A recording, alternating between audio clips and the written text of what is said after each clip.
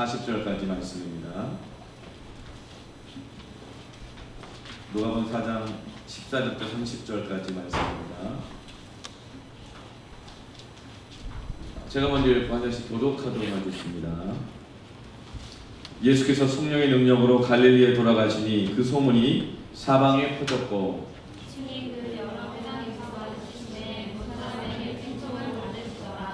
예수께서 그 자라나신 곳 나사렛에 이르사 안식일을 하시던 대로 회당에 들어가사 성경을 읽으려고 서심해 선지자 이사야의 글을 드리거늘 책에서 이렇게 기록된 글을 찾으시니 곧 주의 성령이 내게 임하셨으니 이는 가난한 자에게 복음을 전하게 하시려고 내게 기름을 부으시고 나를 보내사 포로된 자에게 자유를 눈먼 자에게 다시 보게 함을 전파하며 눌린 자를 자유롭게 하고 주의 은혜의 글을 전파하게 하시며 하였더라.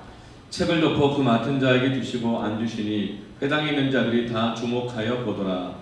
예수께서 그들을 가르치시되 이 글이 오늘 너희에게 임하리라 하시니 그들이 다 그를 증언하고 그 입으로 나오는 바 은혜로운 말을 놀랍게 여겨 이르되 이 사람이 요셉의 아들이 아니냐. 예수께서 그들에게 이르시되 너희가 반드시 이사야 너 자신을 지망하는 사람을 인하여 내게 말하기를 네가 들은 바 바보나에서 행한 일을 내 고향 여기에서도 행하라 하리라. 또 이르시되 내가 진실로 너희에게 이르노니 선지자가 고향에서는 환영을 받는 자가 없느니라. 내가 참으로 너희에게 이르노니 엘리야 시대에 하나님이 6개월간 거쳐 온 땅에 큰 풍년이 들었을 때 이스라엘에 많은 과부가 있었으되 엘리야가 그중 한 사람에게도 보내심을 받지 않고 오직 시돈 땅에 있는 사렙가의 한 과부에게 뿐이었으며 또 선지자 엘리사한테 이스라엘에 많은 나병자가 있었을 때 그 중에 한 사람도 깨끗한 것을 먹고 회당에 있는 자들이 이것을 다 듣고 다 크게 화가 나서 그러나 동네 밖으로 쫓아내어 그 문제가 전에 항상 떨어져서 끌고 가서 저저리 부르는데 함께 있습니다. 예수께서 그들 가운데로 지나서 가시니라. 아멘. 성령의 능력으로 사역하시는 예수님, 오늘 말씀의 제목인데요. 오늘 말씀 가운데는 성령의 능력 사역하신 예수님의 모습이 나옵니다. 저는 지금도 살아계시는 성령님께서 예수님께서 성령의 능력으로 오늘 여러분에게 일하시기를 원합니다.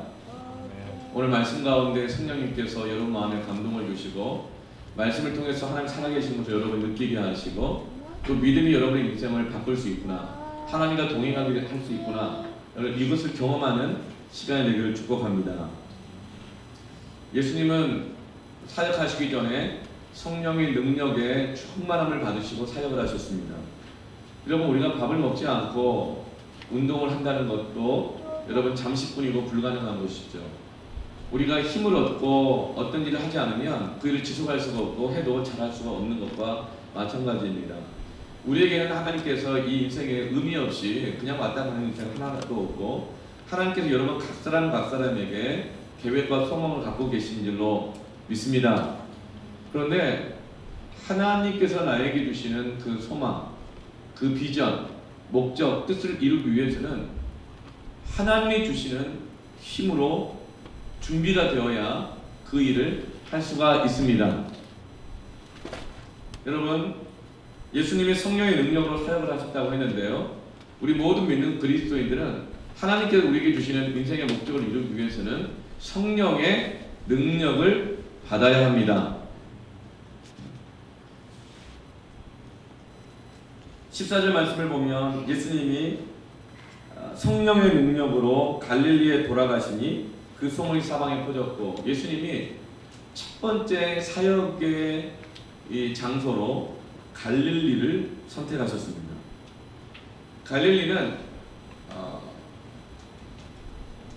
첫 번째 사역지로 사람들이 선택하는 것이 아닙니다. 여러분이 나중에 뭐 대학을 간다든가 아니면 취직을 할 때, 아니면 여러분이 결혼을 해서 집을 얻을 때 어디서 처음 시작하고 싶으세요? 이 갈릴리는 어떤 곳이냐면 이스라엘이 어려움을 당할 때 필요한 것과 바꾸는 곳으로 쓰여졌어요. 뭐가 필요해요. 이게 없어요. 그러면은 그것을 가지고 있는 나라한테 이렇게 얘기해요. 이 갈릴리 지역을 줄 테니까 그거 우리 좀 다오. 다른 나라가 이스라엘 막 괴롭히면 갈릴리를 내줄 테니까 우리 괴롭히지 말아다. 그러니까 이 갈릴리라고 하는 것은 늘 어찌 보면 교환의 대상, 버림의 대상일 수 있었던 것이 갈릴리입니다. 변두리예요. 이 갈릴리에 살았던 사람들은 이스라엘의 중심에서 살 수가 없어서 밀려나다 보니까 제 땅값도 싸고 사람이 잘 찾지 않는 것, 그런 곳에서 사는 것이 갈릴리거든요. 이런 곳에서 우리는 어떤 새로운 일을 시작하고 싶지 않습니다. 이런 직장, 뭐 이런 학교, 뭐 가고 싶지 않아요. 그런데 예수님께서는 그의 첫 사역지를 갈릴리로 선정하셨습니다.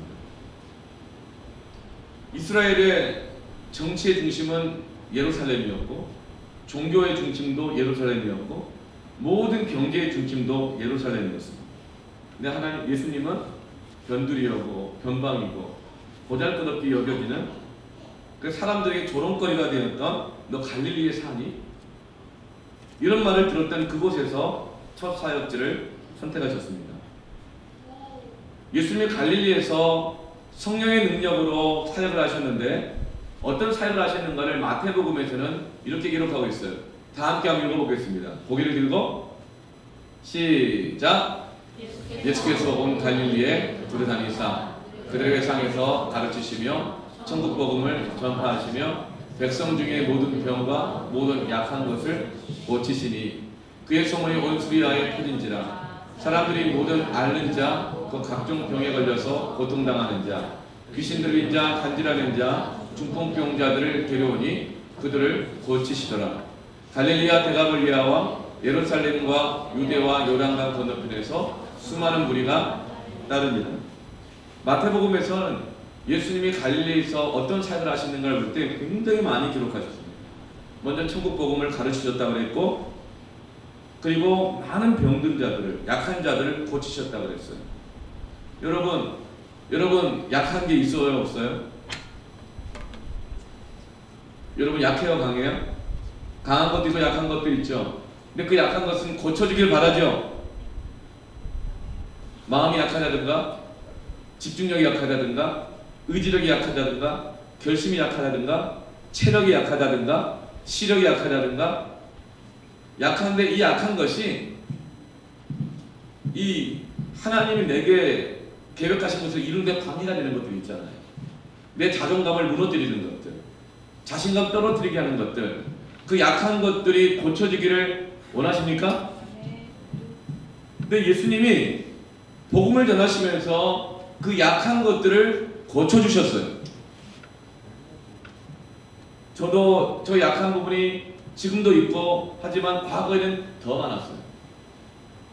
근데 주님께서 저를 목사로 삼으시기 위해서, 목사로 쓰여지기 위해서는 정말 치명적으로 약한 것들이 있거든요. 그런 것들을 주님께서 고쳐주셨습니다. 안 그러면 저 이거 못해요. 직업마다, 비전마다 약해도 되는 게 있지만 약하면 안 되는 것들이 있거든요. 그 약한 것들에게 좌절감을 줘요. 자존감을 무너뜨려요. 그러나 우리 주님께서 그 약한 것들을 고쳐주셨어요. 약한데 많은 사람들이 그런 사람이 있어요. 마음은 굉장히 좋고 의지력도 있어요. 결심도 좋고 생각도 바라요. 그런데 몸이 안 따라간다 그래요. 그게 뭐라 그래요? 질병이라고 그래요. 여러분 몸이 안 따라가는 분 있죠? 아침에 일어나야 되는데 못 일어나죠? 질병이에요. 못 일어나는 질병이에요. 저녁에 잠을 자야 되는데 몸이 지쳐 빠질 때까지 밤을 새서 하지 않으면 잠을 못 자는 사람도 있죠? 얘들아 그렇지? 병이야. 병든 거예요. 그거. 자고 싶어도 못 자요. 그 시간 눈을 뜨고 있고 뭐라도 해요. 막 뭐라고 했는지 모르겠지만 아침에 못 일어나요. 일어나기 싫은 게 아니에요. 일어나지가 않아. 근데 몸이 안 따라가요. 몸이 병드는 거예요. 몸과 마음이 분리가 되어 있는 거예요. 연결이 잘 안 되어 있는 거예요. 근데 주님께서 모든 약한 것과 병든 것들, 하나님의 아름다운 계획을 이루는 것을 방해하는 모든 것들을 고치셨습니다. 여러분 보니까 이렇게 귀신 들린 자도 고쳐주셨어요. 귀신 들린 자.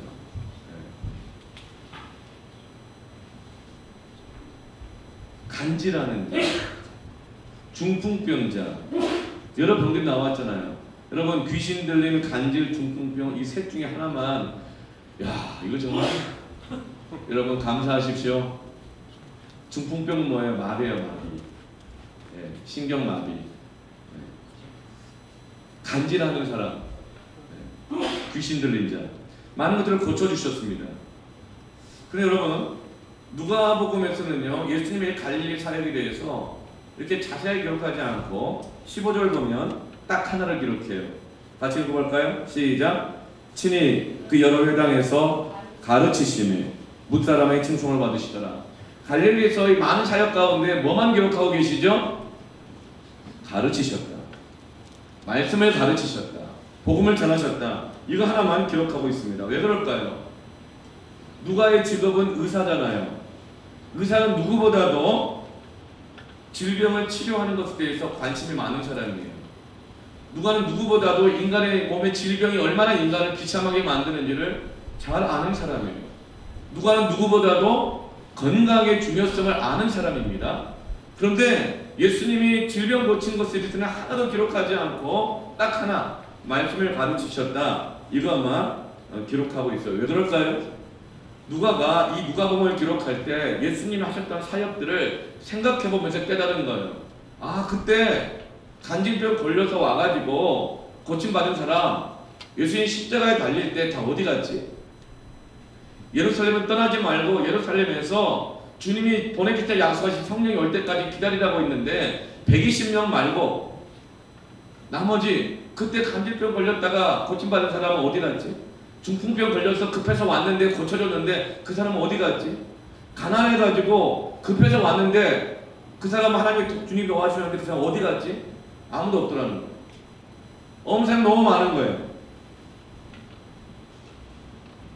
예수님은 하나의 말씀을 전해주시고 그 말씀을 들음으로 믿음이 생기게 하여 주시고 그 믿음을 통해서 평생 주님과 하나님과 함께 동행하면서 구원받는 것을 중요하게 여기셨지만 사람들은 질병에 관심만 갖고 따라왔던 것이죠.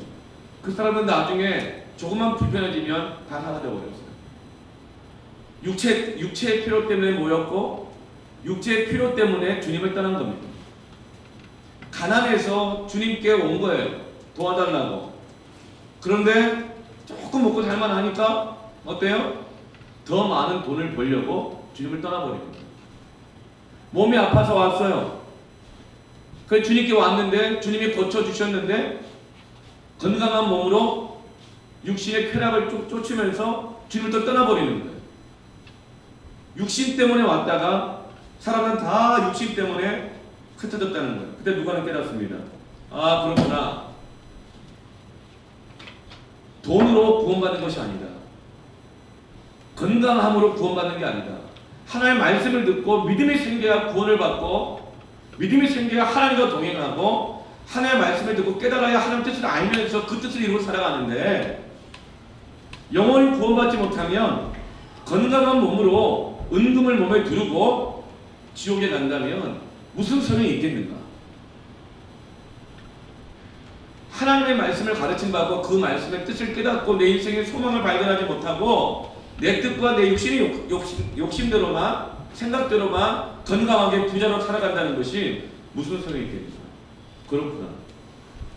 예수님의 첫 번째 사역에 있어서 가장 중요한 것은 하나님의 말씀을 듣고 믿음이 생기고 구원을 받고 그 말씀으로 가르침받고 양육받으면서 하나님 뜻대로 살아가는 것이 부자가 되는 것보다 건강해지는 것보다 더 중요한 것이다. 아멘. 여러분 부자가 되는 것이 우리 인생의 목적이 아니고 건강해지는 것이 목적이 아니고 여러분 우리가 믿음을 가지고 하나님의 뜻대로 살아가는 것이 우리 인생의 가장 아름답고 소중한 목적입니다. 여러분 주의 뜻대로 살아가시기를 축복합니다. 예수님 말씀을 가르치기 위해서 회당에 들어가셨는데 이 회당은 유대인들의 모든 생활의 중심지예요. 예배를 드리는 곳이고 결혼식도 하고 잔치도 하고 마을의 대소사 문제, 재판 문제 모든 것들을 다 하는 곳이에요. 그리고 랍비를 초청에다가 그리고 말씀을 듣고 말씀을 들은 다음에 강론도 하고 토론도 하고 질문도 하고 성경 공부도 하는 모든 것에 다 이루어지는 곳이었습니다. 그 예수님은 가는 곳곳마다 회당에 들어가셔서 그 회당에서 말씀을 전하심으로 그리고 이스라엘 사람들의 모든 삶의 모든 부분에 이 하나의 말씀이 흘러 들어가기를 원하시는 거예요. 예수님이 회당에서 말씀을 전하시고 사역을 하셨을 때 이제 예수님에 대한 소문이 사방에 퍼졌다 그랬어요. 그리고 15절을 보면은 모든 사람들에게 칭송을 받았다고 했습니다. 여러분 갈릴리에서 예수님이 사역을 하시면서 소문이 퍼졌고 칭송을 받았다는 것은 우리에게 큰 소망입니다. 왜 그럴까요? 사람들은 영향력을 더 키워가기 위해서는요 장소가 좋아야 된다고 생각합니다. 위치가 좋아야 된다고 생각을 해요. 근데 예수님의 사역지는 갈릴리였습니다. 좋은 장소가 아니에요. 근데 여기에서부터 소문이 퍼져갔다는 거예요. 칭송을 받았다는 거예요. 사람은 인맥이 좋아야지 영향력을 많이 발휘할 수 있다고 생각해요. 사업을 해도 그래요. 그리고 학교도 그래요. 선생님을 잘 만나야 된다. 친구들을 잘 만나야 된다. 근데 이 갈릴리는 좋은 인맥이 있는 곳이 아닙니다.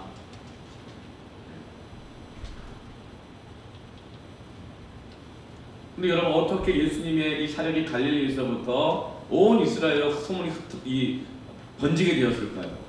그것은 여러분 예수님이 사역을 하실 때 좋은 장소에서가 아니라 성령의 능력으로 충만해서 사역을 하셨기 때문입니다. 여러분 이게 우리의 소망이 되는 거예요. 예수님은 나이가 젊으셔요. 사역 처음 시작하시는 분이시죠. 학벌도 없습니다. 예수님은 시골 나사렛 출신이셔요. 인간이 볼 때 어떤 권위를 주는 어떤 자격, 조건, 캐리어, 스펙 이런 것이 아무것도 없어요. 그러나 예수님이 성령의 능력에 사로잡히셔서 일하실 때 많은 사람들이 그 권위에 압도당하는 것입니다. 여러분 기억하시길 바랍니다. 성령의 능력에 사로잡히면요 보잘것없는 장소가 소문의 근원지로 변화됩니다. 성령의 능력에 사로잡히면 세상에 어떤 스펙도 없는 사람들이 그 보잘것없는 스펙을 가지고도 하나님의 놀라운 일을 이루어내게 됩니다. 이게 굉장히 중요한 비밀이에요. 그러나 많은 사람들은 어때요? 은금을 쫓아가거든요. 명예를 쫓아가거든요. 그러나 그 은금과 명예까지도 성령의 능력에 붙잡힐 때 하나님께서 그 사람에게 얻게 하십니다.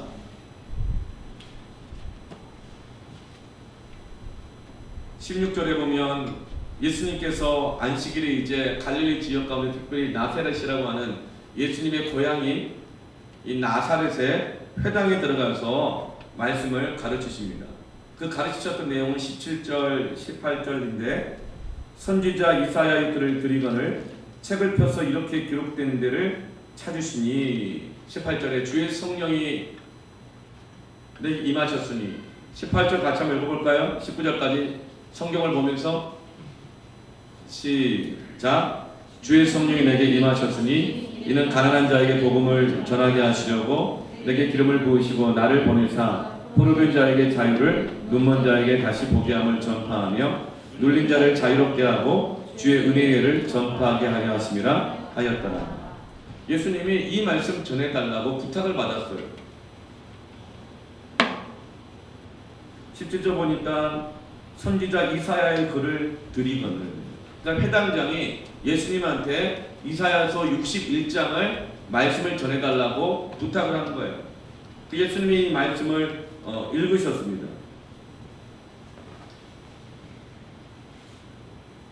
이 이사야서 61장 이 말씀은 유대인이라고 하면 누구나가 다 아는 메시아의 예언에 대한 말씀입니다. 메시아가 오셔서 어떤 일을 하실 것인가, 어떤 일이 일어날 것인가에 대해서 예언한 말씀입니다. 여러분 국민교육 한 장 읽으세요? 외우세요? 외우는 사람 있어요? 시험에 안 나오니까 안 외우죠. 시험에 나오나? 네. 여러분 헌법 외울 수 없죠. 그런데 애국가 1절은 부를 줄 알죠. 그런 본문이에요. 유대인들은 다들 메시아를 기다렸기 때문에 이 이사야 61장을 다 알고 있어요. 내용이 이래요. 주의 성령이 임하셨으니 이는 가난한 자에게 복음을 전하게 하시려고. 메시아가 성령에 붙잡혀서 오시면 가난한 사람들에게 무엇을 전해주십니까? 가난한 때는 뭐예요? 돈이 없는 거잖아요. 돈 없는 사람에게, 그래서 어려운 사람에게 무엇을 전해주셔요? 돈을 주시는 것이 아니라 복음을 전하신다는 거예요. 복음. 하나님의 말씀을 전하신다는 거예요. 이게 메시아가 오셔서 하시는 일이에요. 근데 여러분 가난한 사람들에게 돈을 줘야지 왜 복음을 주실까요?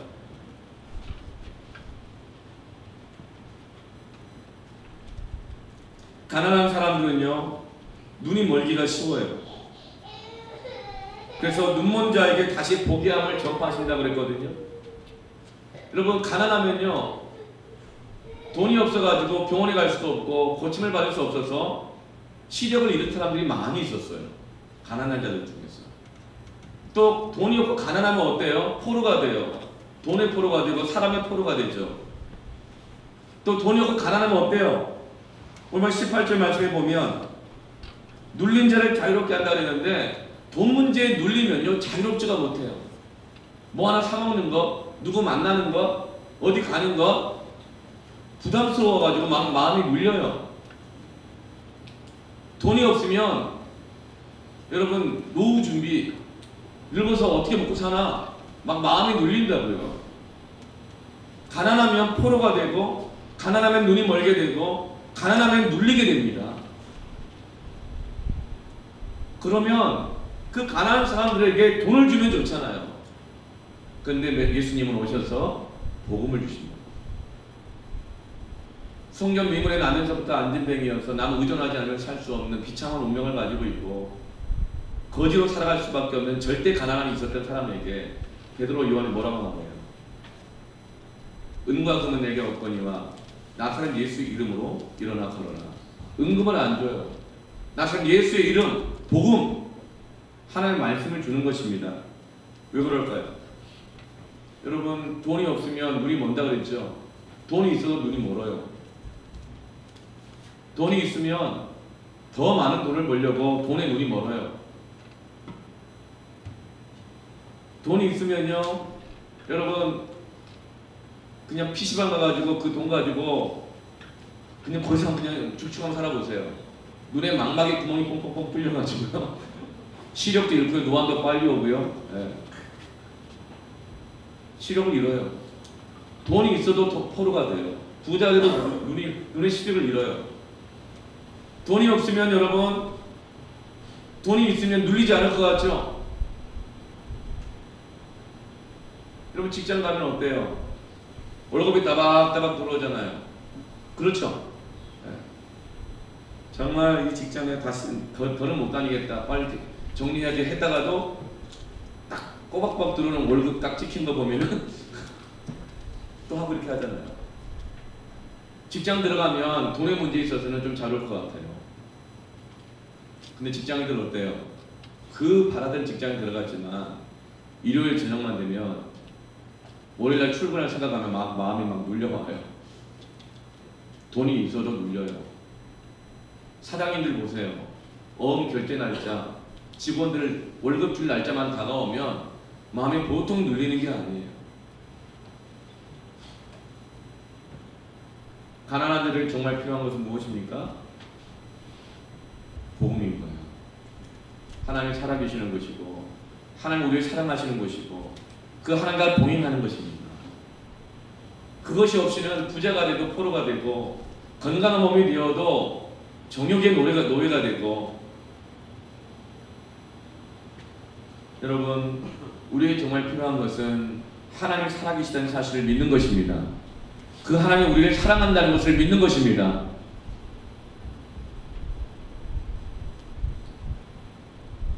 주의 성령이 내게 임하셨으니 가난한 자에게 복음을 주셔서 모든 묶인 자들을, 포로된 자를 자유롭게 하고 눌린 자를 자유롭게 하고 눈먼 자를 눈을 뜨게 하고 모든 병자를 고친다는 거예요. 그러면 성령의 능력이 충만해지면요 어떤 변화가 일어날까요?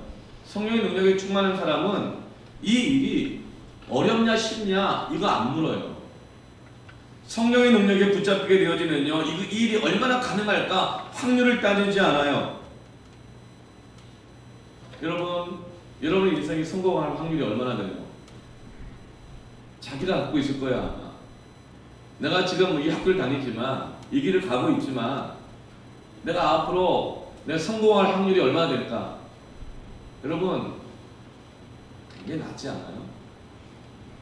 그게 낫지 않아요? 그래서 성령의 능력이 사로잡히면요 이 일이 어렵냐 쉽냐 아니면 편하냐 쉽냐 될 것이냐 안 될 것이냐 확률을 따지지 않고 딱 한 가지만 물어봐요. 하나님의 뜻이냐 아니냐 그것만 물어요. 성령이 충만하면 이것이 하나님의 뜻이라면 갈릴리여도 나 같은 조건을 가지고 있는 사람도 된다. 여러분 이것이 바로 복음입니다. 이 복음이 있을 때, 이 믿음이 있을 때 우리는 눈이 멀어도 가난해도 포로가 된 것 같아도 여러분 자유할 수 있습니다. 그러면서 하나님이 나와 함께 하시는 그 놀라운 역사가 내 삶에 나타나기 시작하는 거예요. 그래서 주의 성령이 내게 임하셨다 할 때 임하신다는 말은 뭐냐면 이 시제가 현재 진행형이에요. 계속 임하신다는 거예요.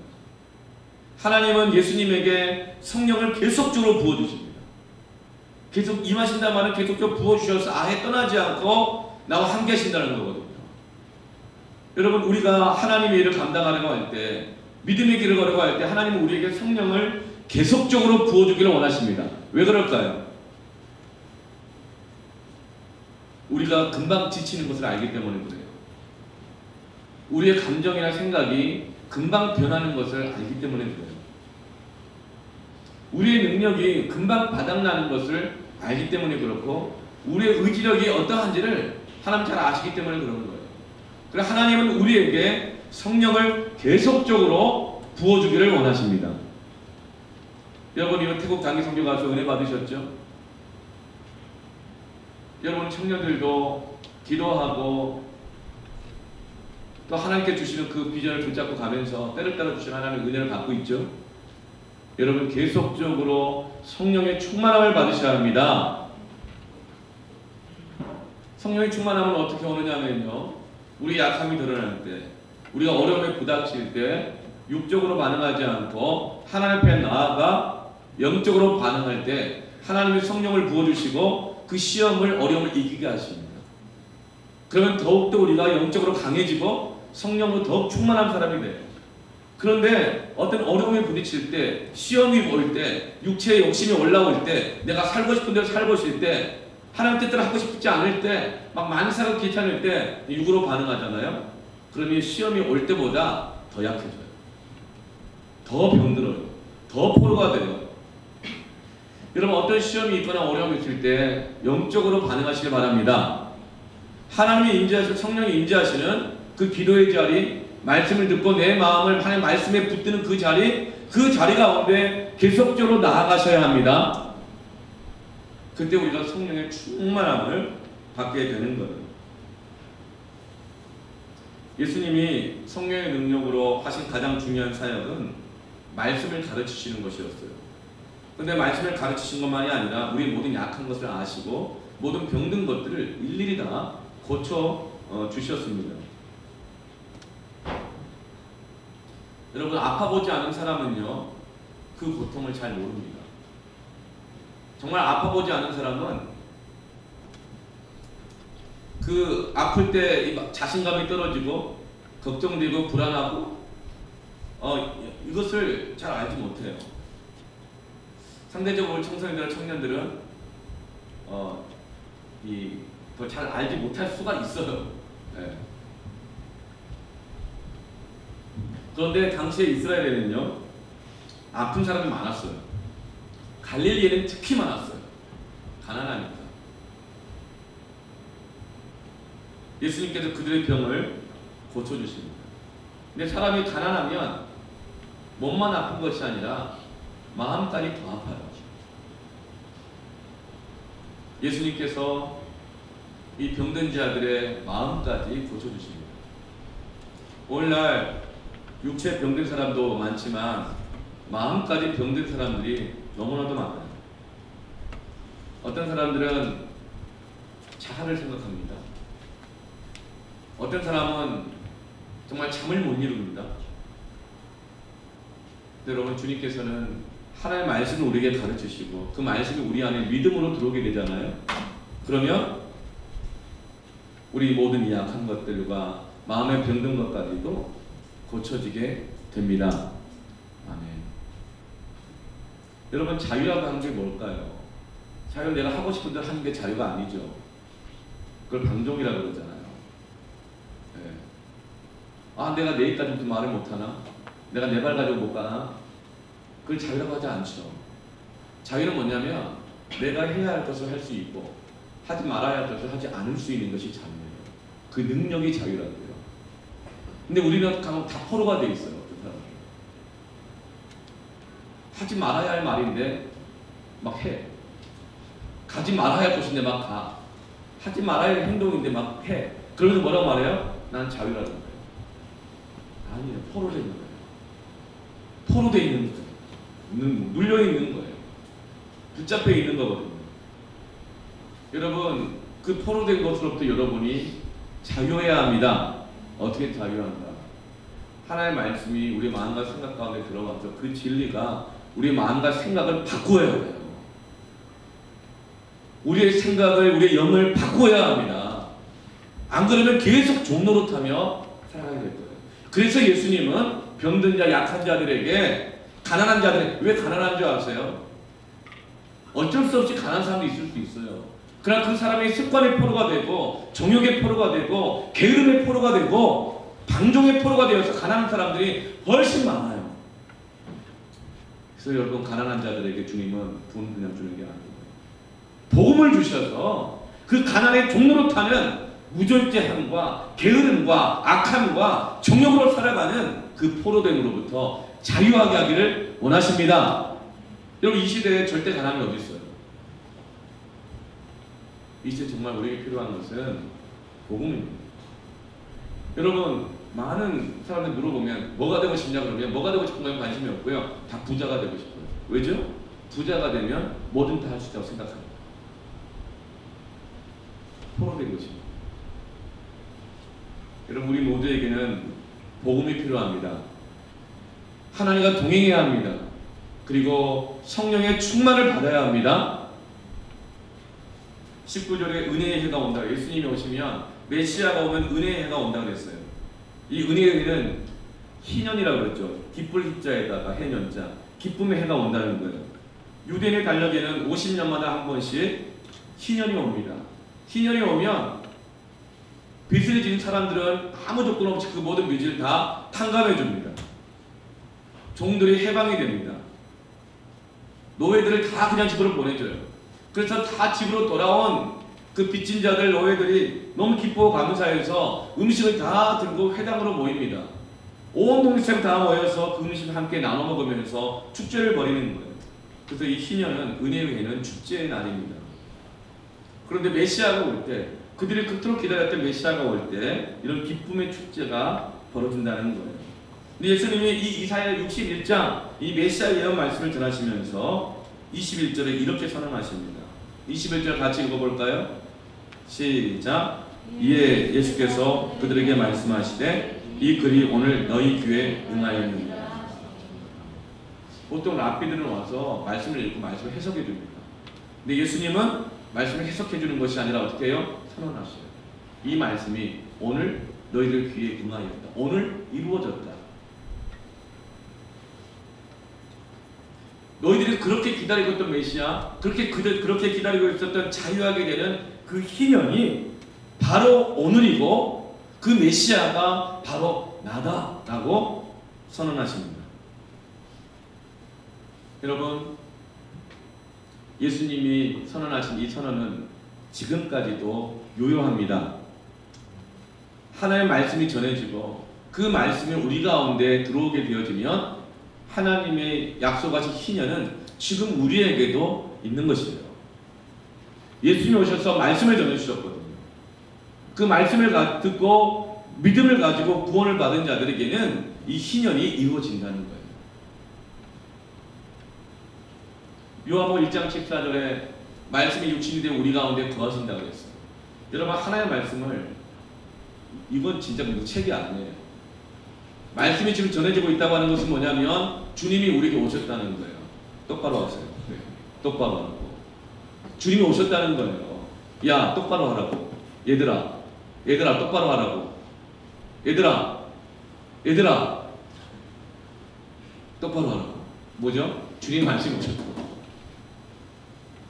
우리는 어른도 이러잖아요. 아, 너야 너.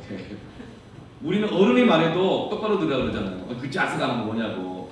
여러분, 설교를 할 때 잘 들어야 되는 이유가 뭐냐면요, 목사님이 전하니까 하는 것도 있지만 그것보다도 말씀이 전해진다는 것은 주님이 오셨다는 것입니다. 그 주님을 받는 자들마다 여러분 인생 안에 희년이 이루어지는 것입니다. 제가 그랬어요. 하도 간증을 많이 해가지고 저는 전학을 1년에 한 번씩 6번 다녔어요. 6년 내내. 초등학교 4학년, 5학년, 6학년, 중1, 중2, 중3 첫 번째 사춘기 시절, 두 번째 사춘기 시절까지 매년 전학을 다녔어요. 전학을 다닌 것도 그냥 다닌 게 아니라 도시를 그냥 크게 이동하면서 전라도 광주에서 부산으로, 부산에서 서울로 6년간 계속 아버지 사업 따라서 얼마나 힘들고 어려웠는지 몰라요. 그러다가 집안이 쫄딱 망해가지고 방 한 칸에서 6 식구가 살아야 되는 그런 정말 이 절대적 가난 속에서도 있기도 했었고, 그러다 보니까 몸과 마음이 많이 병들었어요.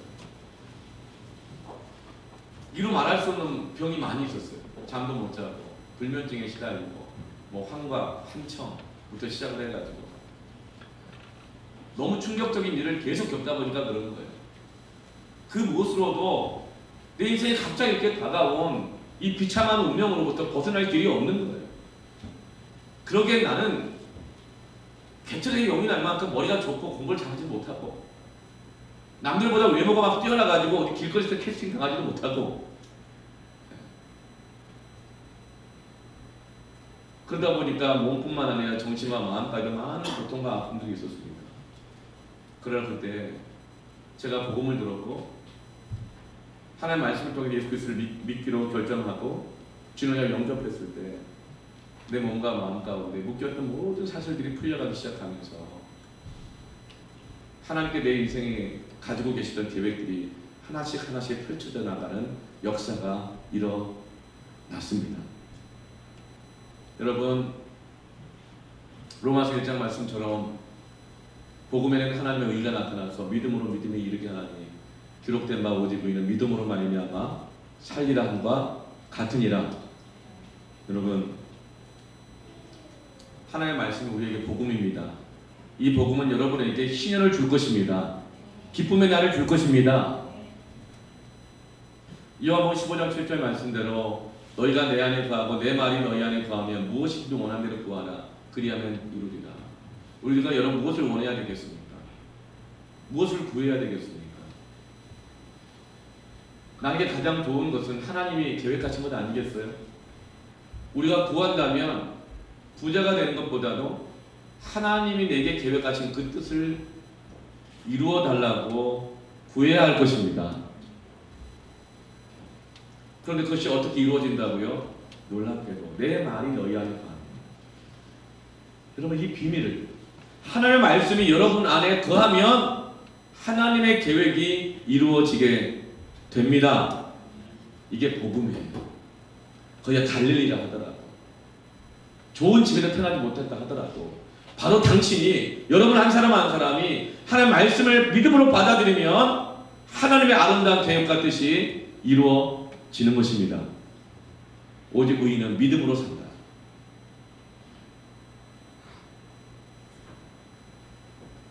여러분, 이 말씀을 들은 사람들의 반응이 어때요? 22절 보면요, 그들이 다 그를 증언하고 그 입으로 나오는 바 은혜로운 말을 놀랍게 여겼어요. 은혜롭게 여겼고 놀랍게 여겼어요. 그런데 다시 이렇게 말해요. 이르되 이 사람이 요셉의 아들이 아니냐? 요셉의 아들이 아니냐? 이게 무슨 뜻일까요? 은혜는 받았어요. 놀랍다. 감동도 받았어요. 그런데 그 다음에 뭐예요? 두 번째 반응이 검증에 들어가요. 저 사람 요셉의 아들 아닌가? 그것도 세상적인 기준을 가지고 놀랍긴 한데 은혜롭긴 한데 자기가 메시아가 저 사람 요셉의 아들 아닌가? 나 저 사람 잘 아는데 목수의 아들이잖아.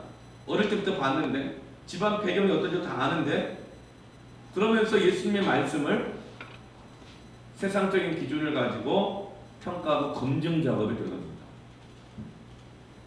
예수님이 그 사람들의 이 속마음을 너무나 잘 아시고 23절에 이렇게 말해요. 예수께서 그들에게 이르시되 너희가 반드시 의사야 너 자신을 고치라는 속담을 인용하여 내게 말하기를 우리가 들은 바 가버나움에 행한 일을 내 고향 여기서 행하라 하리라. 그들의 마음에 어떤 마음이 있다는 거예요? 속담을 가지고 있다는 거죠. 의사야 네가 진짜 의사라면 너 자신부터 고쳐서 네가 진짜 의사라는 걸 증명해봐. 검증하고 있다는 걸 아는 거예요. 네가 네 문제를 해결 못하는데 너 돌팔이 아니야? 말만 그럴싸하지 네가 진짜 메시아야? 증명해봐. 검증하고 있다는 거예요. 예수님이 그렇게 말하는 거예요. 네가 진짜 메시아라면 가버나움에서 했던 영적에서 했던 그 기적을 다시 한번 여기서 해봐. 그럼 내가 인정해 줄게. 예수님을 검증하고 있어요. 하나님의 말씀을 지금 검증하고 있다고요. 그 기준은 세상적인 기준을 가지고. 여러분 같으면 어떻게 하겠어요? 우리 같으면 감히 나를 의심해? 이러면서 막 본때를 보여줄 수 있을 것 같아요. 근데 예수님은 성령의 능력을 하나님으로부터 받은 그 능력을 한 번도 그렇게 자기를 과시하거나 자기를 증명하는 데 사용하지 않으세요. 기적의 역사를 일으키지 않으세요. 여러분 하나님의 말씀을요 세상적인 기준을 가지고 검증하려고 들잖아요. 증명해봐 증명해봐 그러면 하나님의 역사가 이루어지지 않습니다.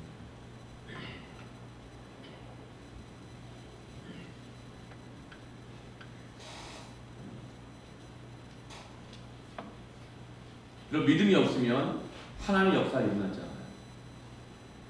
하나님의 말씀을 계속 검증하려고만 하면 기적의 역사가 일어나지 않아요. 24절 말씀에 또 이르시되 내가 진실로 너에게 이르노니 선지자가 고향에서 환영을 받는 자가 없느니라. 선지자가 고향에서 환영 못 받는다고 이렇게 얘기를 하세요. 선지자는 고향에서 존경을 못 받는데요. 그래서 여러분 그 고향에서는 능력이 안 나타나는 겁니다. 그 구체적인 예로 25절부터 27절까지 예수님은 구약의 두 사건을 얘기합니다. 이스라엘에 기근이 가뭄이 3년 반이나 왔어요. 근데 가장 어려운 사람은 과부들을 가족입니다. 남편이 없기 때문에 가난과 이 기근을 견뎌낼 방법이 없어요. 근데 하나님은 선지자 엘리야를 이스라엘에도 과부가 많고 어려운 사람이 많은데 이방 나라 땅에 있는 시돈 땅에 있는 과부, 그 과부에게 엘리야를 보내셔서 기적을 일으켜 주시고 그 과부의 아들을 살려주시고 가뭄이 끝날 때까지 먹여 살려주시는 기적의 역사를 베풀어 주십니다. 왜 그러셨을까요? 이스라엘도 과부가 많거든요. 어려운 사람이 많거든요. 왜 그러실까요? 여러분 왜 이 땅에도 예수 안 믿는 사람 많고 이 땅에도 가난한 사람 많은데 왜 하나님은 우리에게 태국으로 선교 가라 그래요? 왜 터키로 가라 그래요? 왜 그럴까요? 엘리야 다음에 엘리사 선지자들도 그랬어요. 병든 사람이 많은데 하나님은 엘리사 선지자를 누구에게 보내냐면 이방 나라에 있는 수리아라고 하는 나라에 나하만이라고 하는 사람이 문둥병에 걸렸는데 그 사람한테 보내서 그 나하만의 이 문둥병을 고쳐주셔요. 이스라엘에도 문둥병 걸린 사람이 많이 있어요. 그런데 왜 이스라엘에는 문둥병 고쳐주지 아니하시고 이방 나라 가서 나하만이라는 사람의 문둥병만 고쳐줬을까요? 그 이유는 선지자들이 고향에서 환영받지 못해서 그래요. 환영받지 못한다는 말은 뭐죠? 검증받는다는. 증명해봐. 인정받지 못하고 존중받지 못하고 선지자들이 전하는 말씀을 계속적으로 검증받고 확인받는다는 거예요. 그래서 이스라엘에는 병 고치는 역사가 없고, 이스라엘에는 가난의 문제 해결되는 역사가 없고, 이방 땅에만 이루어지고 있다는 것입니다. 오늘날 왜 이 땅 가운데, 여러분 안에, 우리 삶 가운데 옛날에 그토록 있던 개천에서 용난다는 말도 있지만, 왜 그렇게 우리 안에 교회를 다닌다고 하지만, 교회 왔다 갔다 한다고 하지만 그렇게 믿음의 역사에 나타나지 않는가? 하나님의 말씀을 믿음으로 받지 않고 그걸 검증하고 판단하면 기적의 역사가 일어나지 않습니다. 주님은 그것을 지금 구체적인 예로 말씀해주고 있는 것입니다. 오늘 말씀을 듣고 마음과 육체가 고침을 받는 사람들이 그렇게 많지 않아요. 근데 우리 교회는 그래도 종종 자주 많이 굉장히 많이 있어요.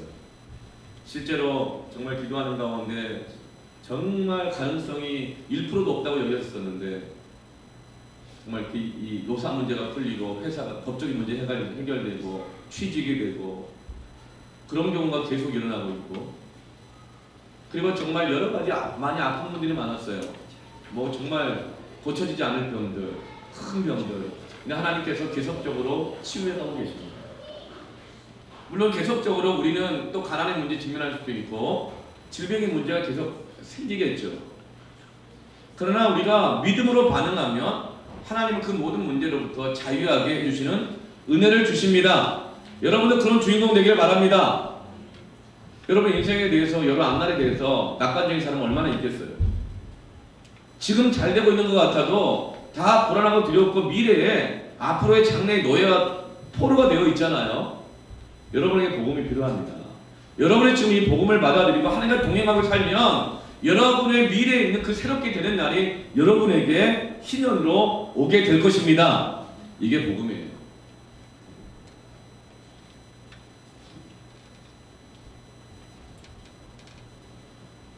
그런데 이 말씀을 들은 이 유대인들이요, 반응이 이제 검증하는 반응에서 28절 보면 어때요? 28절 같이 읽어볼까요? 시작. 회당에 있는 자들이 이것을 듣고, 자, 다시 읽읍시다. 시작. 회당에 있는 자들이 이것을 듣고 다 크게 화를 내요. 검증에 들어가는 사람들은요, 화를 내요. 거절한다고, 대적자가 된다고요. 29절 보면 일어나서 동네 밖으로 예수님을 쫓아내버려요. 자기네 초청해서 말씀을 들어놓고 나서는 예수님에게 화내고 쫓아냅니다. 그리고 동네가 건설된 산 낭떠러지까지 예수님을 어떻게 해요? 질질 끌고 가요. 어떻게 끌고 가실까요? 막 등을 밀치면서 옷을 잡아 끌면서 막 이렇게 끌고 갔겠죠. 그리고 나서 그 벼랑에서 밀쳐 떨어뜨리고자 예수님을 죽이려고 해요. 말씀을 들을 때 감동받았어요. 놀라워했어요. 그런 반응이 어때요? 믿음의 반응이 아니라 검증자가 들어가요. 증명인가. 그럼 그것이 예수님의 대적자가 되고 예수님의 십자가를 못 박는 사람들로 바뀌게 되는 거예요. 여러분, 이러한 이 조롱, 핍박, 고난 앞에서 예수님은 어떻게 반응하실까요? 30절 같이 읽읍시다. 시작. 예수께서 그들 가운데로 지나서 가시니라. 어떻게 예수님이 그들 가운데 지나가셔요. 지금 나를 죽이려고 촬영이 돼서 온 무리들을 그 사이를 뚫고 그냥 지나가셔요. 어떻게 이게 가능할까요? 맞서 싸운 것이 아니잖아요. 성령이 충만할 때 여러분 그 조롱과 비난과 핍박을 지나갈 수 있습니다. 안 싸우고요. 지나갈 수 있다고요. 많은 사람들이 어려울 때 이런 얘기해요. 이 또한 지나가요. 다 지나갈 거야. 지나가기 개뿔 뭐 지나가요. 지나가 보면 남은 게 다 상처밖에 없죠. 그 나중에 엉뚱하게 막 팍팍 터져나고 막 그러잖아요. 그 트라우마 막 생기고 정신병 걸리고 우울증 걸리고 피어식, 상처, 열등감 막 생기잖아요. 그냥 안 지나가요. 우리는 한마디 말만 기분 나쁜 말 들어도 그냥 못 지나가거든요. 다 뭐가 마음에 남아요. 인생의 자국이 남는다고요. 근데 예수님은 어떻게 이 정말 무서운 비난과 죽음의 위협 속에서도 그냥 지나가실 수 있을까요? 성령 충만하면 지나갈 수 있습니다. 성령 충만하면 지나갈 수 있어요. 여러분 인생에 정말 어려운 시기들 한 번 다 오잖아요. 친구들한테 왕따로 막 몰릴 때도 있기도 하고요. 그리고 직장 갈 때 취직이 잘 안 돼가지고 어려웠던 그 시기도 있기도 하고요. 고3 시절, 재수 시절 막 있기도 하고 있잖아요. 어떻게 여기를 지나갈 수 있을까요? 성령 충만하면 이때를 지나갈 수 있습니다. 근데 성령 충만하지 않잖아요. 한마디 말도 못 지나가요. 네가 나한테 그렇게 말을 했단 말이야? 못 지나가. 성령 충만하지 않으면 한 사람도 못 지나가요. 성령 충만하지 않으면 꼭 짚고 넘어가야 돼요. 성령 충만하지 않으면 멱살 잡는 거예요. 성령 충만하지 않으면 소리를 지르고 깽판을 치는 거예요. 성령 충만하지 않으면 어떻게 해서 방법을 내가지고 부딪혀 가는 거예요. 그러나 예수님은 성령 충만하셨을 때 자기를 죽이려고 위협했던 것을 지나가실 수 있었습니다. 요한복음 16장 33절 이것을 너에게 이르는 것은 너희로 내 안에서 평안을 누리게 하려 합니다. 세상에서 너희가 환난을 당하나 담대하라. 내가 세상을 이기었노라. 여러분 예수님처럼 성령 충만함으로 일하십시오. 성령 충만함으로 공부하십시오. 일하고 열심히 공부할 때 시험이 옵니다. 환난이 옵니다. 어려움이 옵니다. 그러나 성령이 충만하면 그 어려운 때를 지나갈 수 있습니다. 희년이 여러분에게 올 것입니다. 제가 부산 살 때요 본 게 있는데 부산에 가면요 동네마다 산마다 빨간 깃발, 흰 깃발, 대나무 꽂아놓고 무당, 철학관, 점집 굉장히 많아요.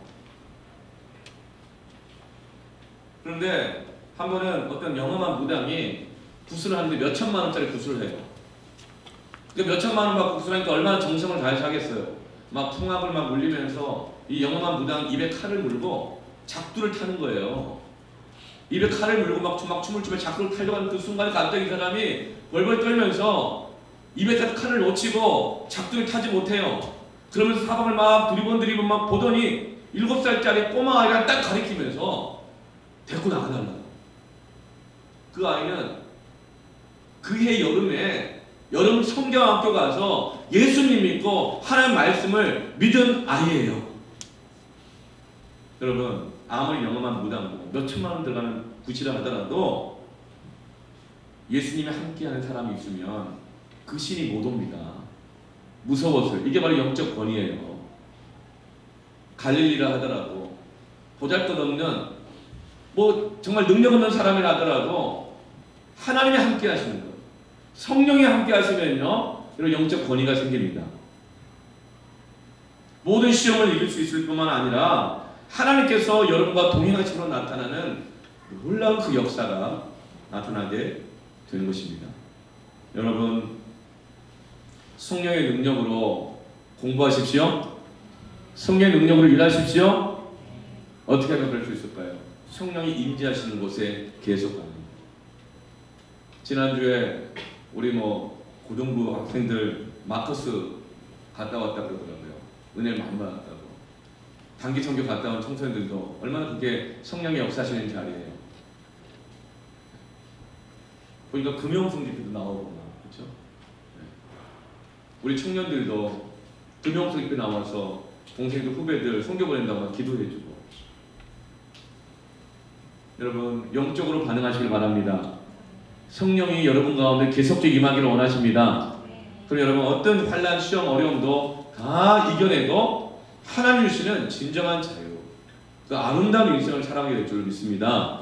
아멘. 우리 함께 기도하십시다.